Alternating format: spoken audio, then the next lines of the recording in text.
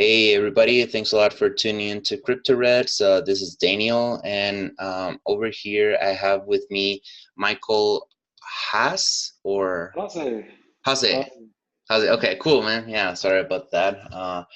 And I actually met Michael here through Telegram. We're both patrons for Andreas Antonopoulos, which I highly recommend you guys to listen to and support as part of the Patreons, because he is actually kind of like the main reason I got into Bitcoin and cryptocurrency full time.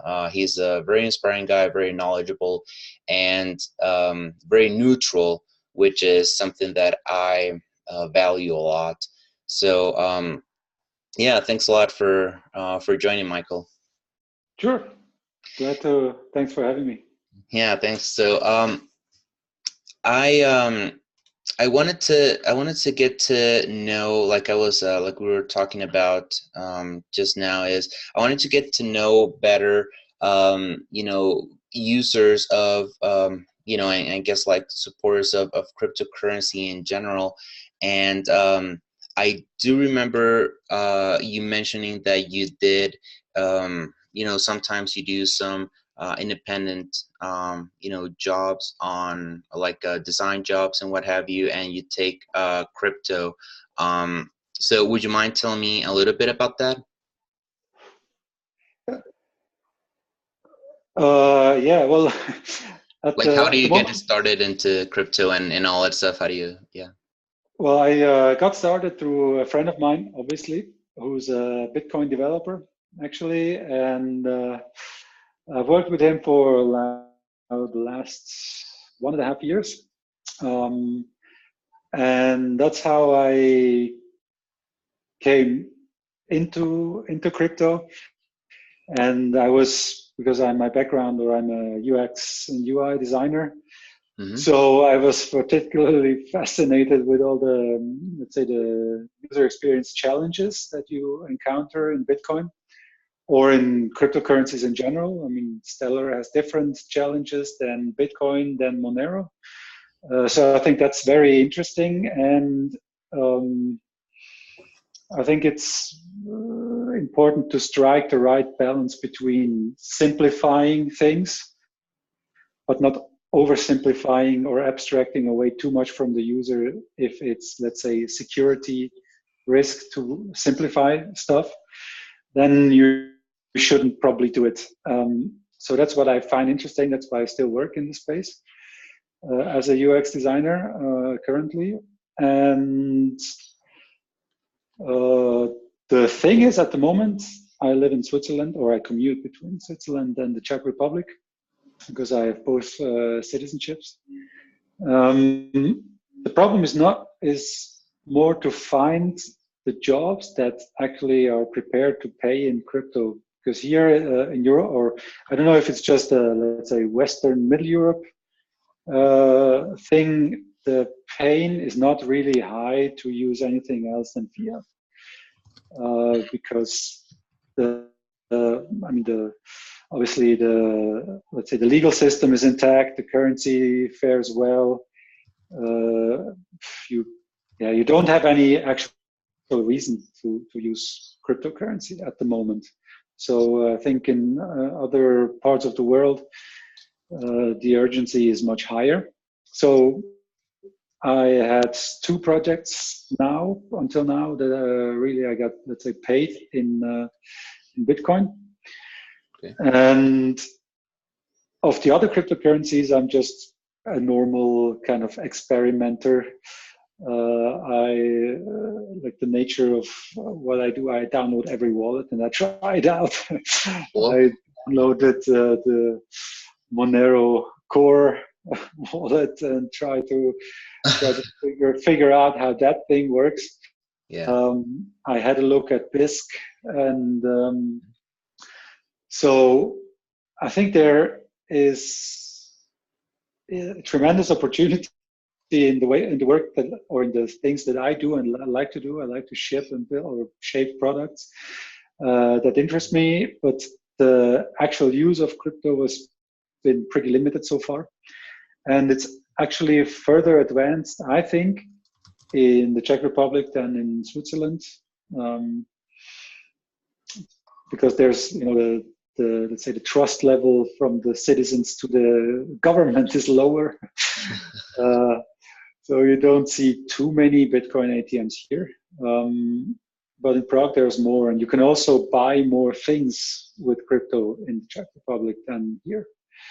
You can buy beer from Beer Geek websites. You can actually the biggest online retailer in Czech Republic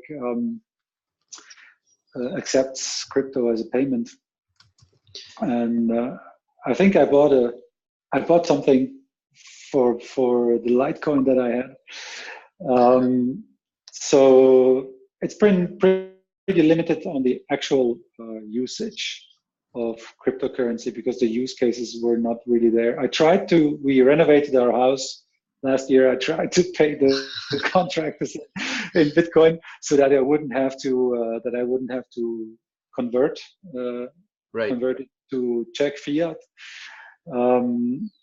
But that didn't fly too well. So I had to really send it to a bank account. So people are still very, as soon as it comes to actually working or getting paid for work, I experience boundaries of what people are willing to accept as payment.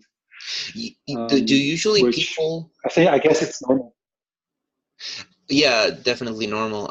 So on that, when you do ask people if they're willing to receive crypto as payment for, their products and services, do you get the question on what do you get most? Like, what the hell is Bitcoin? What the hell is crypto? Or do they normally know it, but they ask like, how do you convert it? Or what's usually the reaction you get? The reaction usually is everybody knows. I haven't had any question of what is it? Okay. Because it's been around the media enough. I mean, the hype of the last 2 years has been pretty significant. So it's definitely reached the awareness even of normal people. Okay. I'm also, I have to say, I live in the urban areas. So I think if I go to some village in the north of the Czech Republic, then the questions would come. But no, you don't. I don't get the question. What is it? But just people don't trust it, and they say, "Yeah, Bitcoin got hacked again." And they have to say, "No, not Bitcoin, but the people using it got hacked." So there's a lot of people are they don't trust it. The usual let's say prejudices, I would say, and I mean in normal technical jobs you would have to find specifically go look for, let's say, carpenters that are willing to accept crypto, which I didn't do for convenience reasons. Right. And but it was interesting, or it's interesting to ask people if they would, but they don't. they have the last crash in mind and say, "Oh, keep that away from me," I think. So that's the feeling that I get anyway. Okay, yeah. So people have heard about crypto because of the last, bull run we had last, year and so on. So and also because of all the projects, even from renowned companies, they get media coverage as well. JP Morgan and whatever, Facecoin, IBM, or Nestle, a big company in Switzerland. Just I think last week. Mm-hmm. So you get coverage about blockchain-based projects, and you can think of them whatever you like. Yeah. I think most of the time it's let's say questionable, but still it creates awareness, and so people know or are much more aware. It's just that the level of knowledge is very different or very limited. It's sometimes it's kind of like a ghost or some. My grandmother is 95, and she asked me about it. She said, "Hey, what's Wow. that Bitcoin all about?" But that was after because she's 95, and I taught her how to use Skype because she said, "Oh, my friends are dying or already dead." So So she, some people are more open, more curious, but she would never use it because okay. she says I'm not technically aware enough, and yeah, she also doesn't trust it. But nobody's backing it. So that's a model that Right, right. the gravity pull of that, let's say, nation state model is very strong still. I mean, even for me still. Even in Czech Republic, I thought I heard you say that people don't have that connection with the government in Czech Republic that they do have in Switzerland. So how does that Well, work? yeah, but they also don't trust other solutions, and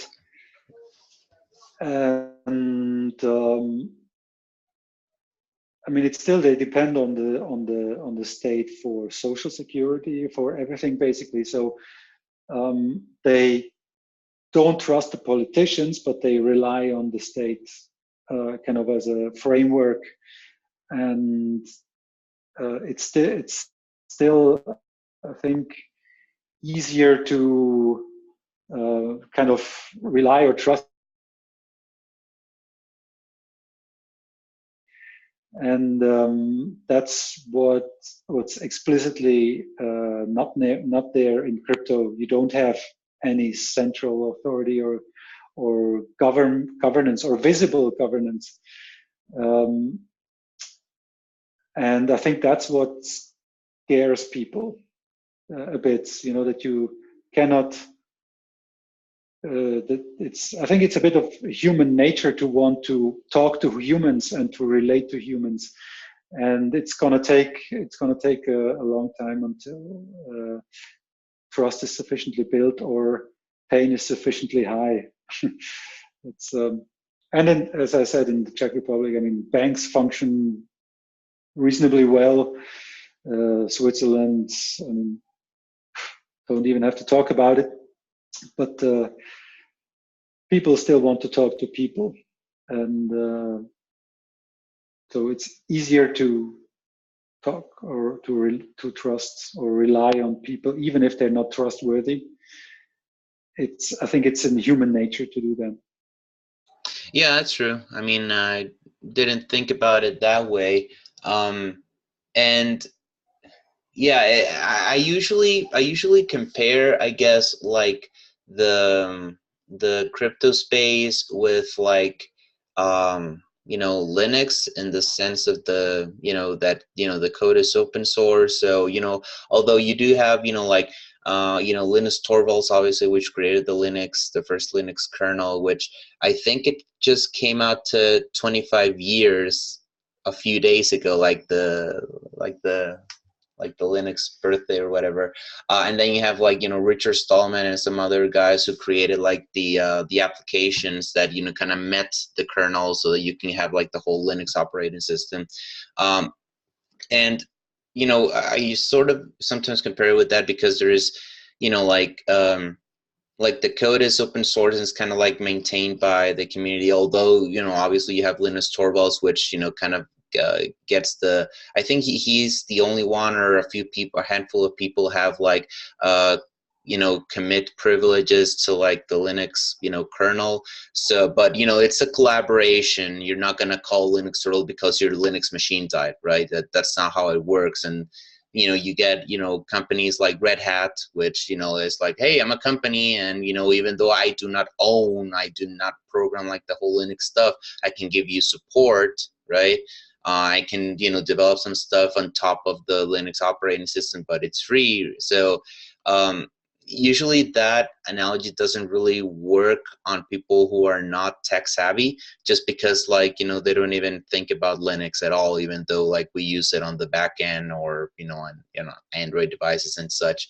But yeah, I mean, like if you have like, you know, some sort of a company or whatever that's quote unquote backing, you know, the product, then to me, I think that creates an illusion of trust, just because people know that, you know, there's somebody there to, like, you know, call or blame or, you know, throw comments at, if something breaks, you know, if even if, you know, they're able to do something about it or not, right? Like, you know, basically all the economic recessions, you know, and stuff, and, you know, due to wars and whatever, which are, you know, uh, can be blamed upon governments really easily, right?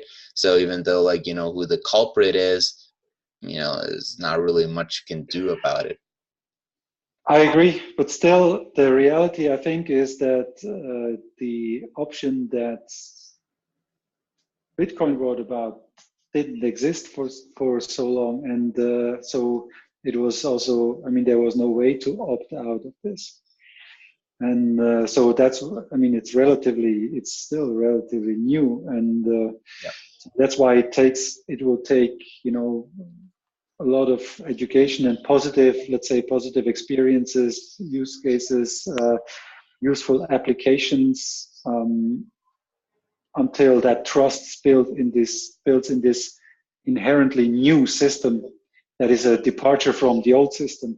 So I think you it's like a tectonic shift. You just can't separate Europe from America in 10 days or in 10 years. It takes longer.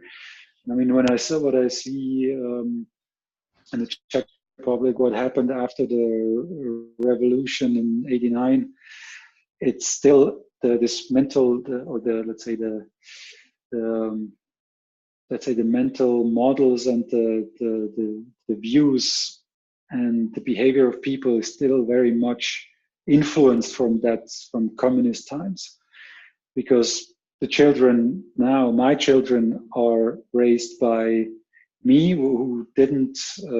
I mean, I grew up in Switzerland, but my wife is Czech. She lived 15 years under that regime and was raised by parents from that regime, and also I was partly raised. So it's, I think people underestimate how long it takes to really bring a societal shift into effect.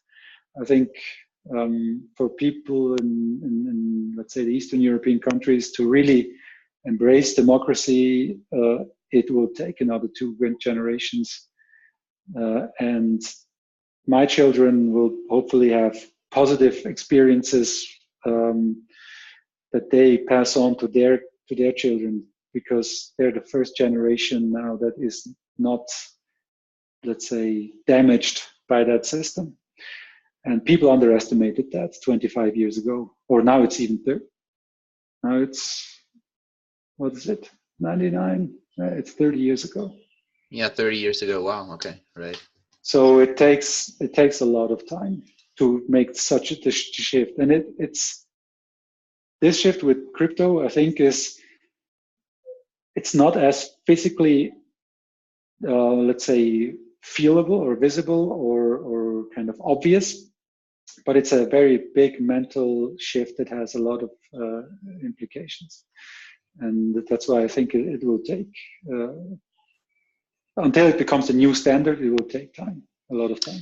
Yeah, for sure. And this reminds me a lot of, you know, what Andres always talks about. You know, when is going to, you know, when will the adoption come in? And, you know, then, because like some people in the crypto space will say like, this is the next logical step, like we're moving towards that.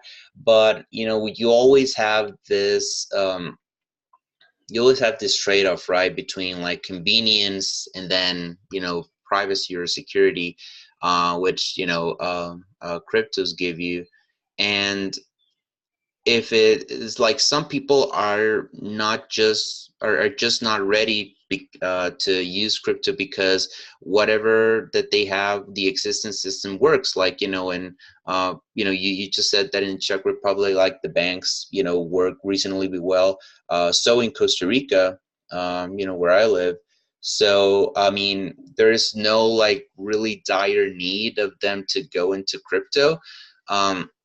But then when you talk to, kind of like an Argentinian or a Venezuelan or a Greek or, like people who have been recently been, kind of damaged by the state of things on their nations, they actually see the need and they'll be like, okay, I'll just download whatever thing works, right? Which actually brings me to my next question. Like, in your case, you like you and I don't need to use crypto, but we're still enthusiasts of this. So, what is your, like, why do you want to spend cryptocurrency, or do you want to spend cryptocurrency as opposed to just paying fiat and hodl? Well, for me, in my special case, I earn in Switzerland, Okay. and I spend a lot in the Czech Republic. So that's I mean that's something that would be a useful use case for me. The problem is just there's not enough places to spend the crypto, and yeah, so that's one thing. I would also be using or spending Bitcoin, of course. Mm-hmm. But what I don't like is, let's say in Switzerland, everything is overregulated down to how you throw away your trash, and so Wow. I don't like these things, and it's, let's say, the opposite of the extreme. Everything is super clean here, but people behave a bit like robots. And everything is just chasing money. I mean, especially in the Zurich area, it's a financial center, and so what I like about crypto is you just do. You don't need to have a bank account. You just have a wallet, and I also like I like the fact that you have an alternative to these to the, let's say, government-backed tokens. So to this system that you can really opt out, because who knows when a crash comes or how it comes or what will happen. I mean, my grandmother knows how it is when you have something and the next day the government has it, all of it basically. And so I understand that. I mean, why do I need to go through all these processes anyway, even if within the EU? So you have so much regulation, so much stuff, and I mean, I find it really refreshing that something that cannot, or that's not corruptible, because the code is law. But that means the precondition, and that's, I think, maybe what let's say humans, or the human aspect is, why should I trust the code and not, and 99.9% of the people are not literate enough to interpret or read the code. Neither, not even I also am not a programmer, so even I can't. And so the literacy of people needs to increase substantially. Right. And it's usually like, you got a really good point. And I heard from another YouTuber. He said that it's not really accurate to say that Bitcoin and crypto are trustless. They're kind of trust minimized, right? Because he was actually saying, like, did you actually read the whole Bitcoin code and compile it yourself? Or did you just download the, executable and double click bitcoin.exe and trust that, the code behind it is not sending your private keys to like somebody else, right? It's Yeah. he does have a point. However, it's you obviously have more eyeballs checking out the code, and kind of like, compiling the stuff, like checking the hashes of the compilation and all that stuff to see if, there's a vulnerability there, because they are users like yourself, right? So, there's a sense of community there, and you have, just the fact that you have more eyeballs auditing or having the possibility of auditing the code, that is for sure an upgrade to the existing system. That, yeah, and the eyeballs that don't come from the same background or the same country or the same region, the same companies. So I Right. think the power that governments and banks have are enormous, and that's why I think it's valuable that to have, let's say, an option that none of them can stop, basically. So, because who knows what happens to me, to my kids, to my, I don't know what, and especially if you see, how many refugees or what dramas go on around the world in the Middle East, and I mean, you lose everything, really everything, and maybe you can help someone just by sending him some Bitcoin. Yeah, exactly. And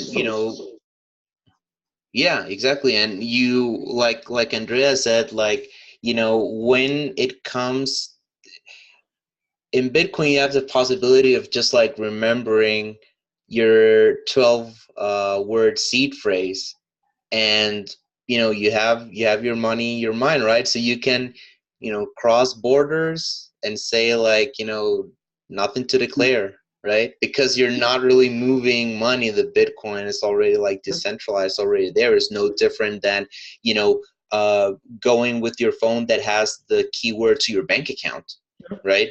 Makes no difference. But then you can actually conceal it in your mind, and there's no taking that away from you, right? um so yeah, like that's very That's cool. Yeah, interesting. I've been working on a lot of, or kind of in the last 6 to 9 months, there are a lot of projects from customers at where I work at the moment that explore things like, or use cases, not with Bitcoin, but it's their kind of their own thing, that actually are very interesting and also, let's say, good for society. So that's why, I mean, what I can do is, and what I want to do is kind of design the experience that normal users have, or make it as convenient and easy as possible, because I think it will help the adoption. And so that's why I stayed in this space. That's very cool. And like, you being like a UX designer, it's you should actually ask more of some other UX designers to join the crypto space, and hopefully find like a paying job for them, because the like I'm sure you already know, like, the crypto space is in dire need of them, because like I usually, there are some wallets that the UX is just god Mm. awful. I actually struggle to pick a wallet that I can tell newbies about. Um, on the on the free mini course that I created, I was about to I was about to tell them to download Copay or BitPay. You know, they kind of use like the same, you know, UI UX code. Because that's the one that I mainly use, because it's like the UI is, or the UX is reasonably good, and they also are really they're really strict in that you cannot receive Bitcoin unless you back up your wallet. Mm-hmm. So, you know, and they actually do like 2 screens where they tell you, hey, this is your private key. If you lose it, you lose your Bitcoins. And is anybody watching you? And don't take screenshots of it. So they actually, you know, give you really good, practices on the wallet. And that's usually the one that I give out. But then I realized I use iPhone and it's there. But then I told somebody who has Android and they say, I don't find Copay. And I'm like, what the hell? I mean, so it's like, you know, the whole, and like in like Copay and BitPay, you can actually run it on your desktop. So I was like, this is great. Like, this is the wallet that I was expecting, because you can run it like everywhere in every platform. But then, you know, they kind of took it off Android. I don't know what happened. So I was like, okay, the next best thing to me, it's the blockchain wallet, because a lot of people use it. It's, you know, like I guess it's like the UX is, you know, kind of better than some other alternatives.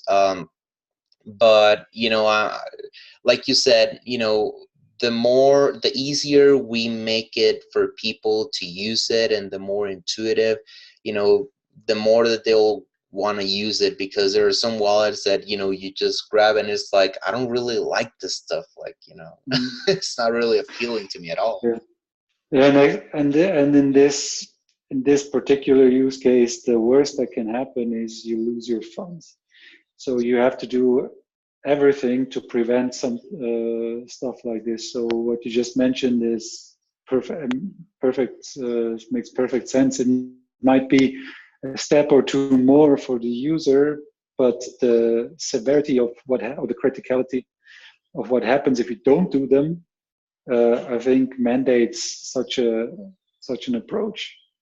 So I really like that. But that's what I think. That the trade-off between the let's say speed of doing something, but in this case, I wouldn't go for it. I wouldn't go for it too much. Yeah. I think definitely the right way to do let's say the enforce backups is definitely in the interest of the user, even if it's a little bit of a pain. I mean, what you can do is make it as convenient as possible, but enforcing it, I think it's not a bad idea. Yeah, and you could also go with the middle ground, right? Because say for instance, if you have what you can reasonably expect to be a high amount more than, you know, like your monthly, you know, expenses or whatever, um, you could have probably like, you know, an API checking on the price, and if it's over like, I don't know, $1,000, $2,000 or whatever, you can probably, you know, make the UI give a ping and say, hey, it looks like you're, you know, holding on some Bitcoin. You probably want to consider backing it up. Right? So probably like a middle ground there. So speaking of which, what is the mobile wallet that you regularly use? I don't use anyone anymore for a long time. Let's say for Okay. 4 to 5 months, because I had to sell all my crypto to pay the contractors. Fortunately, it was around. I think I sold. I had to convert everything around September, October. Okay. Before it crashed even further. But I used Kraken to buy, and I also tested out a few exchanges just to see how they do things, how Right. the process is, and I think Kraken was in dire need of a refactoring, design refactoring, UX refactoring.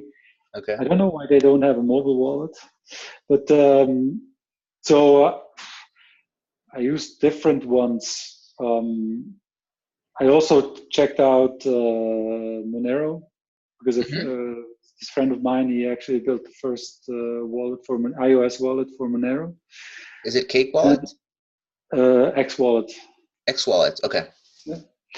And so I tested Spread wallets. Now, recently, I opened the Revolut account where you can also we also have crypto wallets built in. Revolut. And what else? I tried to use the Kraken wallet as long as it existed, but it was unusable. Then what do we have? Coinbase, obviously, which was okay, but I don't really like it, and so I stopped. And there were a few others. Mycelium, Mycelium. Okay. yeah. What I'd have to check. They were a few. There were a Okay. few, and I designed two of my own. So, but Nice. they never made it into the wild until now. But there's one being developed now that will hopefully get done in a month or two. Uh, That's very cool. You should definitely share that. Although I'm pretty sure it's gonna take a while to get to the App Store just because like everything's slower on yeah, Apple. yeah, So sure. Yeah, they are. Apple is not so open to wallets or to wallets that do. Well, it yeah. can take a time. It can take a time depending on what kind of, let's say, developer you are. If you're basically already trusted developer or not. So it's if you're just a person doing a moonlight project for your own because you think it needs to exist, Yeah. then the vetting process is, I think, a bit more, let's say, strict and rigorous. Yeah, but we'll see. I mean, I'll let you know as soon as it's out there. I think I can't talk yet too much about it. Okay. Uh, yeah, so I mean, and there are, if you look at sites like Dribble, there are a million designs for cryptocurrency wallets out there. I mean, there's nothing new to invent. I think from a design perspective, it's saturated. The wallet design space is saturated. I think that what really needs to happen is the applications on top, or let's say more complex, more comprehensive things outside of just mobile wallets. Yeah, and one I guess like one thing that I would probably could contribute to you with that is so obviously most of the wallets, if not all of the wallets, are free, but you could try to make some money off of it um, by so for instance for instance like Edge Wallet, they were formerly Airbit. They actually make money out of their free wallet. Mm. So what they How do do is yeah, so what they do is they have an exchange. They exchange altcoins basically. So they use like and don't quote me on this. I may be mistaking on one or two facts, but basically um, I'm not sure if they make if they take a cut on the crypto to crypto exchange using like the like Shapeshift API or Changely, and there's a couple of them, a couple new of them there. I think they take a cut on there, but they also and that one I'm not 100% sure, but the one that I'm sure about is they actually present people with they give the people the option to buy crypto using like Simplex. Um, So, you know, and which is totally um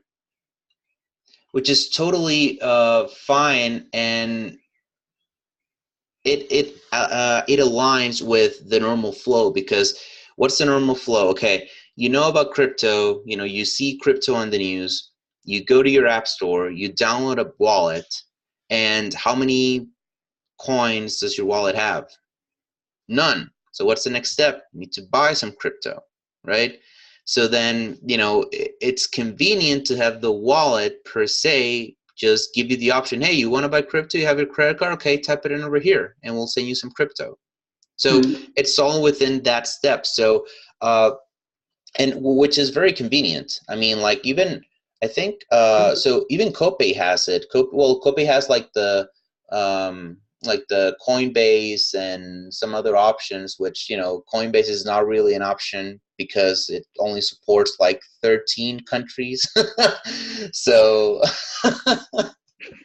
it's a really small subset of the countries that download the wallet, right?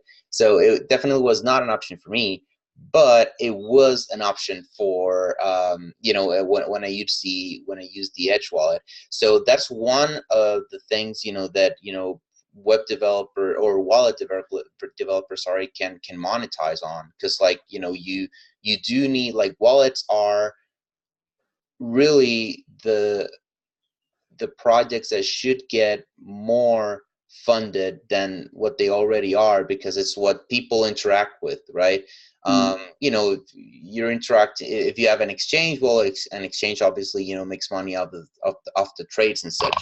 But you know, if it's just a wallet per se, you know, like just, you know, an average Joe, you know, it doesn't have like, you know, a company with like millions to make an exchange, then it makes also sense to give them the opportunity to make money off of it, right? So, because there are these Sure. things which are called bills, people need to pay them, right? So, Exactly. so yeah, you Yeah, can. it's but still, what good is a wallet if you can't pay anything with the from with the currency that you have in that wallet? So I think the what needs to happen next to increase adoption is basically the amounts of merchants or people who accept crypto needs to increase substantially. Otherwise, you have hundreds of wallets, and the only thing you can do is send between wallets and send to or trade. But then you're in your own, always in your own on your own island, and you could just go around and round and round and never leave the island. So that's the next step. I think that's the interesting for me as a designer or from user experience perspective. That's the interesting part. The wallet part, I think I've seen enough. I mean, at this wallet that is being built right now, it was contract work. So it's Okay. you can't reinvent a wallet all the time. And yeah, so And speaking, yeah. okay, no, speaking of which, you reminded me of that. You said it was also hard to, which, you know, I do agree. It's hard to get an employer or somebody who can pay your product and services in crypto, right? Yeah, yeah, yeah. Because here there's no need to go through that process because here everyone is in the old system. So especially for larger companies, they don't even want to touch crypto because it messes up their workflows and HR and accounting. Because how do you account satoshis or millibits? Right. Current systems. So that's why and also I think they are afraid of legal or tax consequence. I don't know. So I can't read the minds of these people. I'm not familiar with their concerns, but it's hard. What you can negotiate is if you work with private people or smaller companies, or that's where it's easier. But with larger companies, yeah, it's difficult. So have you ever heard of Bitwage? No. So Bitwage is a company. I don't have it the web page in front of me right now, but Bitwage, what I understand is that it can actually work with your company so that your company pays Bitwage and Bitwage automatically converts it into crypto. That's nice. Yeah, I That's cool. was. Yeah, yeah, it's Bitwage like Bitcoin and wage like the Yeah, salary, and I'll so. check it out. Yeah. Some maybe they're willing to work with them, and it can save you like a trip. And if they do accept it or they not accept it, I'm still interested in hearing about that because it doesn't work obviously worldwide, right? Because they actually have to have banks and stuff. But in Yeah. Europe, I think it would be interesting if you can get it to work. So Yeah.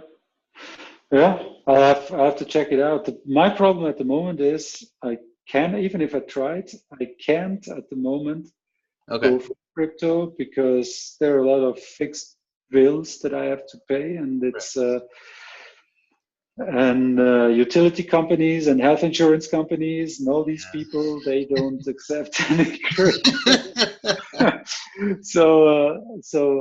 But it would be an interesting take to kind of split that out, right? Cool. Instead of going through exchanges. That's why I tested out Revolut. I think their user experience is really good, but they have a basic banking license, but it's a startup basically. And they also have a pretty good. Well, you have to do KYC and everything Right. on there. But the user experience is pretty good, and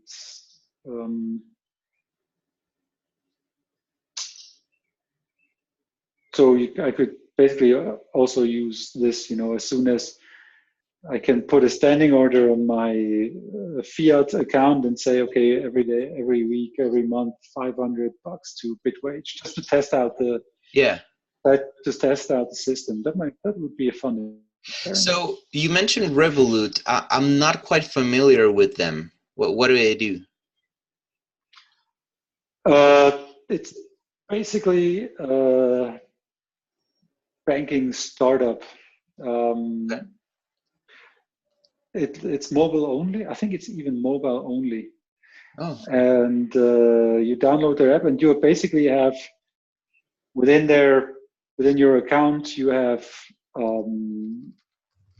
you can add different, let's say, currencies. What you do as a user, you add currencies, but what happens in the background is because Revolut has actual bank accounts or banking licenses in different countries, you get an IBAN address or an IBAN account for every currency that you add to the wallet.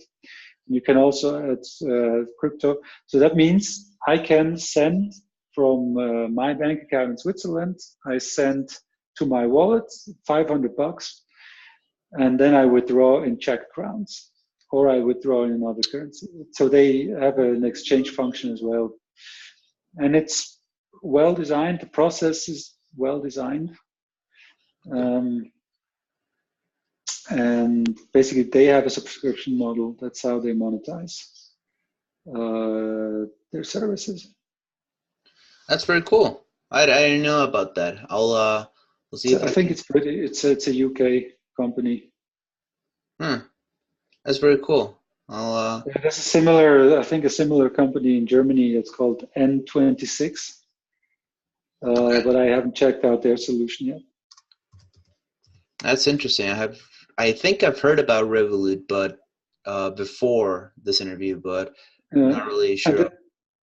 Yeah, well, now that I talk about it, what's really convenient is, well, the conversion fees or the fees that you pay along this process are much lower than if I were to send money from a Swiss bank to a Czech bank, because you have banking fees and you have currency conversion. Right. So that's and you have basically one app to do it. So Yeah, that's true. Nice. And it's all in one place, so Yeah, cool. Hey, but you have Michael. to Huh? trust. You have to trust them as well. So it's not Oh yeah, for sure. Like all of those are custodial systems. There's no way around that stuff. exactly. There are no No, atomic swaps on fiat, so no. cool. Not yet.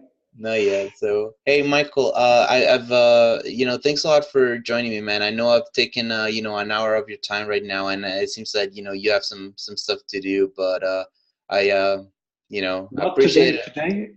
Today it's after work now. Oh, okay. Yeah, I thought I saw you like looking at the, like saying hi No, to. that's just people go. I'm still at the office. Oh, you're still at the office. Okay, I thought you were at home. Okay. No. It was just people saying bye. But Oh, I I'm got you. not I in got you. Okay. I'm not in a hurry. I'm not in a hurry. Okay, that's cool. Yeah, I thought you had like something to do because you were at home or something. Okay. Yeah, No, now it makes sense because like I wouldn't expect you to go from work to home that quickly. exactly. No, but cool. It was. I mean, anytime we can do a follow up. Yeah, I would like that. Yeah, for sure. Yeah, and Cool. especially when you get out the wallet that you cannot, talk so much about, or would definitely like to see that, and Sure. some other projects that you're working on. So Yeah, probably. I need to create my own portfolio website. So some of my work ah, there. that'll be Uh, cool. yeah, that's what I'm gonna do after dinner. I have to get that one out in the next 1 or 2 or 3 weeks. Cool. Yeah, for sure, man. Yeah, let's keep in touch. So Yeah, definitely. It's been fun. And let me know of all the wallets that you come across. I need to try them all. yeah, for sure. If I find someone that I like, I'll definitely let you know, man. Sure. Cool. Thanks a lot, Hey, Michael. thanks you. Bye bye. Bye.